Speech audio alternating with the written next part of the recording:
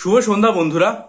রাজ্যের নতুন সরকার এসেই তাদের যে কার্যক্রম সেটা শুরু করে দিয়েছে অত্যন্ত দ্রুত গতিতে, এবং রাজ্যের পঞ্চায়েত দপ্তরের দায়িত্ব নিয়ে মাননীয় মন্ত্রী মহাশয় শ্রী দিলীপ ঘোষ সাথে সাথে এটা ঘোষণা করলেন যে রাজ্যে পঞ্চায়েত দপ্তরে বিরাট যে ভ্যাকেন্সি এতদিন পর্যন্ত ফিল আপ হয়নি, সেই ভ্যাকেন্সি ফিল আপ করার প্রচেষ্টা তিনি করবেন।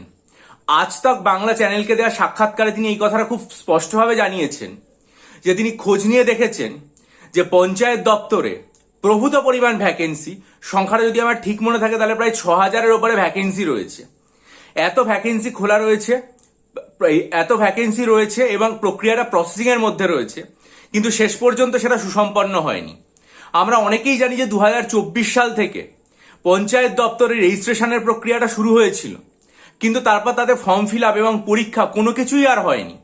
2 বছর অতিক্রান্ত হয়ে গেছে, পরীক্ষার্থীরা অপেক্ষা করে থেকেছেন, অনেকে প্রস্তুতি নিয়েছেন, কিন্তু শেষ পর্যন্ত যে পরীক্ষার বিষয়টা সেটা কিন্তু একদমই হয়নি। এটা দেখে আমার খুব ভালো লাগলো যে রাজ্যের নবগঠিত মন্ত্রিসভার একজন দায়িত্ববান মন্ত্রী শ্রী দিলীপ ঘোষ মহাশয় তিনি দায়িত্ব নিয়েই সাংবাদিকদের সামনে এই কথাটা বললেন যে রাজ্যের দপ্তরে যদি কর্মী না থাকে তাহলে কাজকর্মগুলো এগোবে কি করে। অর্থাৎ তিনি সমস্যার যে মূল জায়গাটা সেটা পরিষ্কারভাবে ধরতে পারলেন, এবং শুধু ধরেই থাকলেন না, সেটা কিভাবে সমাধান করা যায় তারও বন্দোবস্ত করলেন। তিনি বলেছেন যে ক্যাবিনেট মিটিংয়ে এই সমস্ত বিষয়গুলো নিয়ে আলোচনা হবে এবং আস্তে আস্তে এই প্রক্রিয়াটাকে প্রসেসিং করে এগিয়ে নিয়ে যাওয়ার যে কথাটা সেটাও আর কি যথোপযুক্ত দায়িত্বের সাথে পালিত হবে।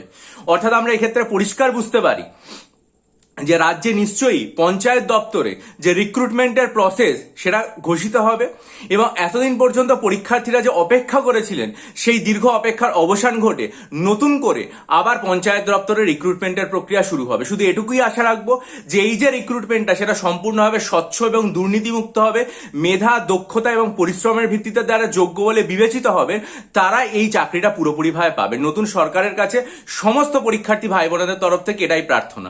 আর যারা মনে করবেন আসন্ন মিসলেনিয়াস পরীক্ষার জন্য 24টা মক টেস্ট, WBCS পরীক্ষার জন্য 48টা মক টেস্ট নিতে চান, আর্ট এবং কালচারের স্টাডি মেটেরিয়াল, পাশাপাশি 3000+ static GK MCQ study material নিতে চান, অথবা WBCS এর জন্য 48টা mock test, psychology optional study material নিয়ে এখন থেকে প্রস্তুতি নিতে চান, বা ডেসক্রিপটিভ বাংলা, ডেসক্রিপটিভ ইংরেজি এবং ডেসক্রিপটিভ অঙ্কের স্টাডি মেটেরিয়াল নিয়ে মিসলেনিয়াস এবং ক্লার্কশিপ উভয়ের প্রস্তুতি নিতে চান, তারা প্রত্যেকে এখানে যে আমার ইমেল আইডি রয়েছে সেটার মাধ্যমে আমার সাথে যোগাযোগ করুন। বহু পরীক্ষার্থী নিয়ে উপকৃত হয়েছেন, আশা করি আপনারা নিয়েও উপকৃত হবেন। আর চ্যানেলটা সাবস্ক্রাইব করুন, ভিডিওটা লাইক করে বন্ধুদের মাঝে ছড়িয়ে দিন, আপনাদের মূল্যবান মতামত দিন। সব খবরের জন্য চ্যানেলের দিকে নজর রাখুন। ভালো থাকবেন।